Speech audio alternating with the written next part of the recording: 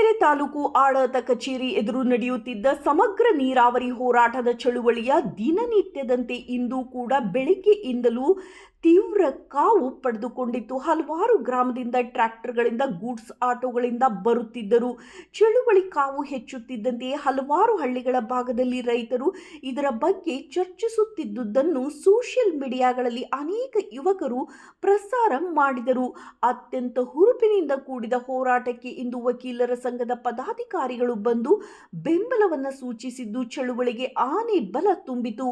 ವಕೀಲರ ಸಂಘದ ಅಧ್ಯಕ್ಷರಾದ ರಂಗಸ್ವಾಮಿ ಮಾತನಾಡಿ, ಇಡೀ ಭದ್ರಾ ಹೋರಾಟಕ್ಕೆ ರೂಪರೇಷೆಗಳನ್ನು ತಯಾರಿಸಿಕೊಟ್ಟ ಹೊಳಲ್ಕೆರೆ ತಾಲೂಕಿಗೆ ಆಗಿರುವ ಅನ್ಯಾಯವನ್ನು ಯಾರೂ ಕೂಡ ಸಹಿಸಿಕೊಳ್ಳಬಾರದು.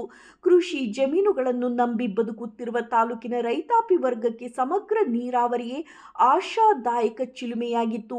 ಆದರೆ ಈ ಯೋಜನೆಗೆ ಈ ತಾಲೂಕು ಒಳಪಟ್ಟಿಲ್ಲ ಎಂಬುದು ಕೇಳಿದರೆ ಇಲ್ಲಿನ ಜನಪ್ರತಿನಿಧಿಗಳು ಯಾರ ಪರವಾಗಿ ಕೆಲಸ ಮಾಡುತ್ತಿದ್ದಾರೆ ಎಂಬುದನ್ನು ಪ್ರಶ್ನಿಸಬೇಕಾಗಿದೆ ಎಂದು ತಿಳಿಸಿದರು. ವರದಿ ಕೆ ನಾಗರಾಜ್. ಯಡಿಯೂರಪ್ಪನವರು 5,500 ಕೋಟಿ ರೂಪಾಯಿ ಯೋಜನೆಯನ್ನ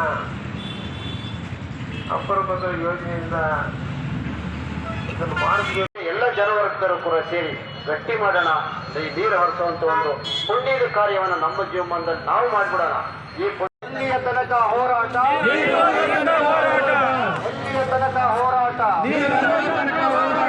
ರೈತ ಹೋರಾಟಕ್ಕೆ, ರೈತ ಚಳವಳಿಗೆ ಶಾಂತಿಯುತ ಕೂತ್ಕೊಳ್ಳಿ. ಬೇರೆ ಬೇರೆ ನೀರಾವರಿ ಹೋರಾಟ ಸಮಿತಿಗಳು ಅಪ್ಪರ್ ಭದ್ರಾ ಯೋಜನೆಯಲ್ಲಿ ಚಿತ್ರದುರ್ಗ ಜಿಲ್ಲೆಯನ್ನು ಸಂಪೂರ್ಣವಾಗಿ ನೀರಾವರಿಗೊಳಿಸಬೇಕು. ಏನು ಚಿತ್ರದುರ್ಗ ಜಿಲ್ಲೆ ಬರಪೀಡಿತ ಜಿಲ್ಲೆ ಎನ್ನುವಂಥ ಅಣಪಟ್ಟಿಯಿಂದ ಹೊರತರಬೇಕು ಅಂತೇಳಿ ಹೋರಾಟವನ್ನು ಮಾಡಿದರು.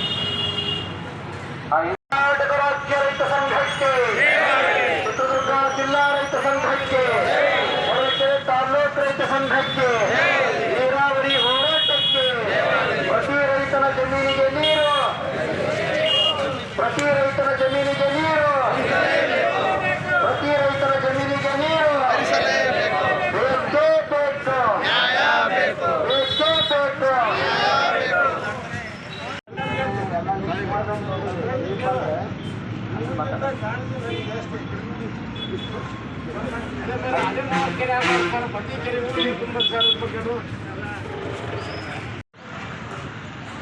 ಬನ್ನಿ, ಆ ಕಡೆ ಇರೋರು ಬನ್ನಿ.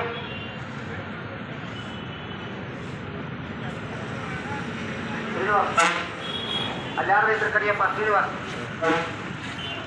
ಕರ್ನಾಟಕ ರಾಜ್ಯ ರೈತ ಸಂಘಕ್ಕೆ, ಚಿತ್ರದುರ್ಗ ಜಿಲ್ಲಾ ರೈತ ಸಂಘಕ್ಕೆ, ಹೊಳಲ್ಕೆರೆ ತಾಲೂಕು ರೈತ ಸಂಘಕ್ಕೆ ಬೇಕೇ ಬೇಕು, ಬೇಕೇ ಬೇಕು. ಎಲ್ಲಿಯ ತನಕ ಹೋರಾಟ,